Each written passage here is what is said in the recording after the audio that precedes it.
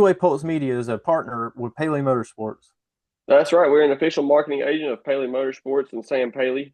If you or your business is interested in reaching millions, reach out to us. Why wait? Reach millions through motorsports today with Paley Motorsports. Jeremy, you got us? Yes, sir.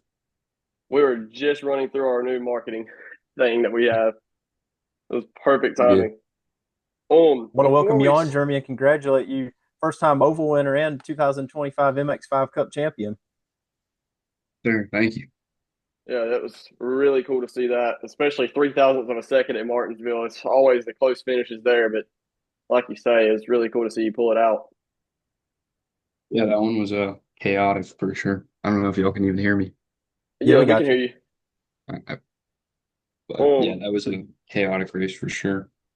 we It see was all the really trophies in the background, especially got to add a nice one to your collection this year. So Yeah, the clock's on the way home. I was not bringing that thing on an airplane. I don't blame you. I think I would have kept that one off the plane too. well. We And love to like get you these things started, and Jeremy, we like to always start with this question: what got you started in racing? What was your kind of first initial jump into the world of motorsport? My grandpa kind of hopped in a go-kart when I was 3.5, 3.5, 4, and it just kind of spiraled from there. Like I just kind of wanted to do the same thing, and turned out I was good at it. And then he kind of stepped back, and I kept going forward, and still going to this day. that's really neat. Now, was yours a dirt go kart or oval or concrete? Excuse me. Yeah, it was full road course style sprint kart. Okay. And I did that, nationally. I started going to like big races when I was like 6, and went to cars when I was 15, late 15, straight to MX5 Cup. Probably rushed that a little bit. I won the biggest race in the country in Vegas called the Mhm. Supernats, and I got the record for being the only person to do it twice in one day, and we're like, all right, we gotta, graduate from that. So went to MX5 Cup, and then had the worst year of racing in my life. And then it kind of spiraled. We went to MMR, and it changed that all. Right, and like you say, we've been partnered with MMR the whole season ever since Sam had got the MMR, and we met Jensen and Sam at Daytona, so it just kind of spiraled down from there. And we've been very well pleased to be with MMR the whole season, working with camera work and then for everything. So it's been great to see somebody off the team win a championship this year. Obviously, it's been great to see you do that. But for me, I started racing go karts as well. I did dirt for a few years, and then I had to step out of it, and that was the same with Wyman. So Yeah, I was a we both know road how the course kart guy. racing goes. Yeah, the dirt stuff seems fun. I wanna hop in some dirt stuff somewhat sooner than later. Especially here in Florida. Like there's a whole bunch of like dirt legend stuff because the asphalt side of things isn't very big around here. So I might go have fun throughout the winter time when I have somewhat of a, I guess, so-called off season to go run some dirt legend stuff. I feel like that'd be a great way to expand out your racing career and racing resume as well. It could build a huge resume just saying you have that dirt experience because you got winter nationals and Florida nationals and everything right as soon as World of Outlaws start and everything. So be a great way to really build that resume and get you even more kicked off. Yeah, for sure. I mean, like I did the what I do. I did 2 legend races on an oval in North Carolina at Southern National. Okay. That was good. Qualified on pole, and then had 9 cars in the same team kind of write me off. And then I went to the Winter Nats at the Charlotte Roval and won that in a legend car, and that was big. People didn't really expect that, so definitely want to keep expanding like what I'm racing with the opportunity, and that's kind of somewhat budget friendly compared to what I'm doing now. So it's something I can do and go fund myself and just kind of do it on a weekend I have off. Right. And like you say, obviously with you winning the championship this year, kind of recap that season for us, how that went for you. Because surely we saw a couple ups and downs there, but you prevailed through. Yeah, so like last year, I thought, it was my championship year. We pretty much podiumed every race, but I think 3 out of 14. And then obviously kind of got turned into the gravel trap, and at least my teammate got the championship. This year, I didn't feel like I had that strong championship presence. I knew I was going to be, I guess you say, one of the guys to beat. I was going to be one of the fastest. I mean, I had the experience in the car. Going into Barber, I'd finished like 4th every race. I threw St. Pete myself, qualified on pole by like half a second. was the only guy to drive away. And then caution came out and I blew turn one. So that one sucked. Daytona, I didn't know Weston was a lap down. I could have shoved him and won the race. And then after Barber, I actually got put on probation for the incident that happened. And it was kind of just like a mindset change. And as soon as we left Barber, I was like, all right, I got to turn this thing around. I'm still somewhat in the points. And we went to Mid Ohio, won, then got another podium. Um, went to Canada, we're leading, and then had a electrical failure, so DNF, but still knew the car was fast. Went out the second day, got second, got more points. And where we go after that, went to VIR, got the weekend sweep again. So that was a nice, confidence booster. And leading the championship kind of felt like, a little bit of deja vu from the year prior, where we're leading the championship going into Road Atlanta by a small margin, kind of have to get it done. And then got to Road Atlanta, knew we had the pace. I'm not fond of the track. Definitely not my favorite place, but kept my head on straight and kind of let them crash each other, unfortunately. And that just locked it up for me. I knew race one at Road Atlanta was going to be crazy with one, two, and three on tracks, one, two, three in the championship. Somebody was going to crash. Something big was going to happen. And if you go look back, like I'm on the brakes as we're crashing. Like I was fully ready to back out, take my third place, deal with it tomorrow. And they kind of weren't ready for that. So the second day I went out, cruised, and tried to push Justin Iaconis to his first podium. So got that done, and it was just a good day for the team. Right. And like you say, obviously, you proved that there are a lot of ups and downs and just prevailing through. I don't honestly forgot about the probation at Barber, but Yeah, that one. that was I still don't that's think a I neat deserve victory. that, but I'll just take it. Hey, it came out with a championship in the end of it, so take it as you get it. But like you say, obviously we already saw it. You took part this week, Martinsville at the exhibition, went out, won it. Talk about your race perspective. Obviously, we knew the 3,000ths of a second. When it comes to the preparing for the oval compared to a road course, how would you say that's more different in that aspect since it's just an oval and you're going to be pushing and shoving the whole time? Yeah, so I mean, the first 50, everyone's going to be calm. That's just kind of how it is, especially with the invert, which I was not fond of. Obviously, they inverted, I think the fan pulled seven. So went from sitting in second place to starting sixth. And the racing is just driving style. You know, the guys you're racing, it's all the same people you've been racing all year. You know who's aggressive, who isn't. And you kind of just have to keep that in the back of your head. Like me and Nicholson have had incidents in the past, Martinsville the year prior. So I knew he was going to be aggressive. He was going to race me hard. Weston's out there to win it. That's what he's there to do. So he's also going to race hard. And then you have guys like Frankie who are quick, but they haven't been in the car a lot. So you can, I don't want to say bully, but you can put a door on him, and I don't think he'd put a door back. And it's things like that you have to keep in mind since it is that type of racing. But actual mindset wise, I mean, I'm pretty similar. I drive the car a little different on the oval compared to most. I'm in there deep, rolling a lot more speed, where they're doing it the road course fashion of point and shoot. So you have to keep in mind things like that. Following somebody like Weston, who is doing more of a road course style with his feet, or the way he's driving the car, it's harder to get a run on him, get by him, do things like that. But if I do get by him, I feel like I can control the field a lot better. Do you think that maybe the way you drove it was able to make the top line work for you more than compared to say Weston Workman and some of them that drove it the more road course style? I mean, I think our car was a bit better all around. I think I had quite a bit of pace. Once you're in front of somebody, they're going to be able to do exactly what you want, replicate it. And I feel like that's one of the reasons I was just sitting behind Weston, just waiting. I knew I had pace on him. Not a lot, but enough that if I got in front, I felt like I could hold a gap. And I didn't really want to show my cards plus the invert. But I think also I was just more confident on the top. If you look at anybody that tried to run the top before, I mean, Ataconis tried to do it. If you're on the top, you're going to have to drive it in there, two cars deeper than they are, and you're going to have to get the thing up there and load the car up. Where I feel like a lot of people were kind of just driving it in there the same as they would on the bottom and moseying it around the top, and it wasn't working. Right. And then, like you say, Martinsville's always a perception of depth of how far you can really push a car. And clearly and truly, you got to push it going high line versus the low line at Martinsville. Because, I mean, you saw it with Chastain a few years ago whenever he rode the wall. He said you had to send it to do it. You couldn't just sit there and roll it. You had to go. Don't let up. Just grab a gear and go.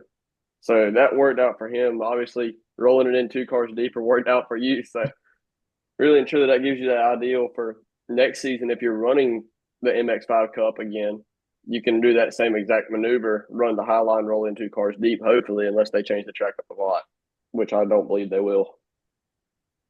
Yeah, and it's a lot of like knowing who you're on the outside of. Weston obviously said he thought me and Nathan had a pass and we were going to crash, and I knew that they were going to be aggressive. And my guy on the radio said, "You're not here to win. If you're not going to the top." I was going to stay on the inside. And we argued for about 4 pace laps before I ended up going to the top. And once I did that, it was kind of, you're either going to, it's checkers or wreckers at that point. But those two guys on my inside were all there to win. It's a big prize pool with money and a nice trophy at the end of the day. So everyone's going to do what they can. You got a lot of time on your hands after that race. So you're there to win and that's it. And it's a big risk to take going to the outside, but it ended up paying off. So Do you feel that the rubber fell off between obviously that night you had the NASCAR guys there? They were on, I believe, Hoosier compound tires, the modified yeah. guys, and y'all were on the Michelin. Do you feel that that had any effect on how the race and practices played out? I mean, practice one's always going to be the fastest. There's really no rubber, and we have no horsepower, so any rubber is going to bind us down. But with the modified stuff, like you get half a car up, then you're out of control, super loose. And I noticed that in practice, and I think that's also a reason a lot of people didn't go to the top. Is in practice you could not run anything but rim shot in the bottom. Mhm. But after 50 laps of us running with 16 cars, it's gonna tear up that, and it's gonna put our Michelin rubber down, and you can run wherever you please. How much help did you get from the boss man, Chad? Obviously, he's had a lot of experience from oval racing, from NASCAR, and doing cars tour. How much was he able to really give some insight for you and probably the whole team on this race? Yeah, so when we went to the test, we were trying things that I didn't even know were possible. Chad just throwing stuff at it, and I think we found a good baseline. I had his spotter on the radio, so Mhm. I kind of had a lot of resources to be able to get it done. And I know Chad wanted to win it, probably more than anybody out there, knowing he has that circle track background, and not many of those people do. So definitely when I came in from the stage break on the invert, he was giving me some tips. He was telling me who was strong and where they were strong. Like we knew Weston was really strong off the bottom. That car just provides a lot of torque. It has all year. Nicholson wasn't as fast as we'd expect him to be. After qualifying, he kind of fell off with the issue he had. So we knew he wasn't the fastest guy out there. It was really going to come down to me, Weston, and him, though. At the end of the day, that was the 3 cars that were going to be in the last 3 lap fight. And And like it you made it said, for one of the best finishes. So yeah, it was going to be. I knew it was going to be a chaotic finish for sure. we had considered going, but unfortunately we weren't able to make it. Now we really wish we were, especially with the finish that there was. But tell us a little bit about how the GR Cup at the beginning of your career really kind of helped you get to the point that you are now, and what did it do for you with the Miatas, or did it help any with the Miatas? Yeah, so I got the call. Well, I did 3 races this year in the GR Cup, and that was my first time in the car at Road America. And I thought it was a very simplistic style car. I mean, it's a wide wheelbase, has aero, and has the same horsepower as the Miata. So it's very easy and simplistic, but you have to drive it at a 95% or else you actually burn the tires off. Where with the Michelins, I can push for an hour and not have to worry about any fall off. So I think it kind of calmed me down. It's more relaxing. Obviously, I've been fast in it. We qualified on pole at Road America. Barber, we had enough pace to race Weston. He was in the championship, so we weren't going to push the issue. And then Indy, we technically won the first day, but other things stopped that from happening. So I think the cars just kind of made me slow down a little bit and kind of take into consideration more of conserving stuff for the last 10 minutes. Could we see you maybe venture out and do some more of these GR ones, or do you have some more desire to get back in these cars? Um, I'm in talks with Dean right now, with Copeland, so I'm sure I'll be doing some races next year for sure, especially with the results I provided. We were pretty strong. Like I don't think there was a weekend we showed up in the GR Cup stuff that we weren't one of the guys. So I think I'll for sure be back next year. And Like I then, said, the results really spoke for itself in that series. Yeah, it like you say, was hard. obviously, My bad, Jeremy. Go ahead. No, you're good. No, I said it was Well, definitely, I wouldn't say the easiest to jump into. Because like the Mazda, you're pushing at 110% the entire race, where that's more of like a tame, conserve your stuff, draft isn't as big. So it was a big mood switch to that too. I'd say it was more of a change going from Mazda to Toyota than Toyota back to Mazda. and then, like you say, obviously, everybody, you've probably been asked this several times already, but we're going to ask it to you as well. What do you want to do for 2026? Like, can we see you going back to defend a championship in MX5, GR Cup full time, or even a Mustang Challenge, possibly a little bit of NPC work? Yeah, I mean, Mustang Challenge is not going to be in the cards for me. Unfortunately, I will not go back to that. Just from my experience, I didn't have a great experience in that. I would love to go back in the Mazda stuff. It's the best racing I've ever been in. I would love to go back and try to defend a championship. That'd be a good one to do. I'm definitely going to go back to GR Cup. Like I said, there should be some appearances, maybe a full season from what I know. And then I want to get into a GT4 car, but it's like, yeah, I mean, I tallied up a good amount of money this year, but even then, once you pay off this year, you're not left over with much. So Right. it's a lot of finding budget, allocating it in the right places, and trying to get my name out there. I would love to move up, into a GT car, GT4, something like that, some Michelin Pilot. I just got to kind of, outsource myself, find the budget, and get some guys on board to help me go forward. Right. And like you say, any help that you need with sponsorship, marketing wise, holler at us. We'll be glad to come on board and help you out with that. Yeah. Thank you. I appreciate that. Yes, of course, of course. Well, Jeremy, we would like to Jeremy, obviously go ahead, Wyman. I was kind of looking back. It made me think when I was there at Road Atlanta and Martinsville that looking at the series just as a whole in MX5, it's really incredible to see what Mazda's been able to produce and the driver talent that's come out of it. I looked at some of y'all, like obviously you, but Nate, Skylar Cottrell, Bobby Gossett. We could sit here all day and name names, but the MX5 really touts talent, and I think this year really showed that this was a big talent pool. And you see so many drivers just start and spec Miata like and just keep working their way up, going to the spec MX, and then they're boom in MX5, and so many of them like Noah Harmon, some of them are running Trans Am and so many other series. So this, I think Mazda has really shown that there is a big talent pool of drivers and that they can go run all kinds of these other series and Mazda and be true contenders for wins.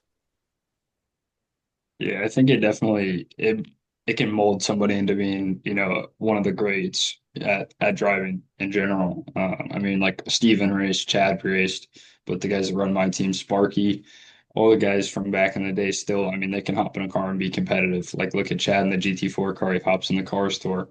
These guys can race anything they please and still be fast just from I don't want to fully say Mazda made that, but what Jonathan has done, getting Sonny on board with wheeling, it's really opened up a lot of opportunities for everyone in the paddock. But definitely Mazda with the wheel to wheel side of things, you're not scared being an inch away from somebody at 130 mile an hour. So I think that develops the kind of fearlessness that'll make you, I guess, better in any car you want to drive. You're ready to push the limit. You're ready to be on edge. And if you need to dial it back a little bit, that's all you got to do. Right. And like you say, obviously, Jeremy, we want to thank you for coming on and taking the time to be here with us today and talk about some racing. Obviously, we'll let you get back to your busy or afternoon and evening and everything. And we'll hope for the best next season. And obviously, hopefully, we'll bring Hope to home see some you in more trophies Daytona. to add to the shelf behind you. Yes, sir. I need to build more shelves, actually. I kind of ran out of my championship trophy is still sitting on the ground. That's a good problem to have, though, is having too many trophies. Yes, sir. I appreciate it. Thank you. We hope to see you in Daytona. Yes, sir. See you then. Thanks, Jeremy. See you, Jeremy. See ya.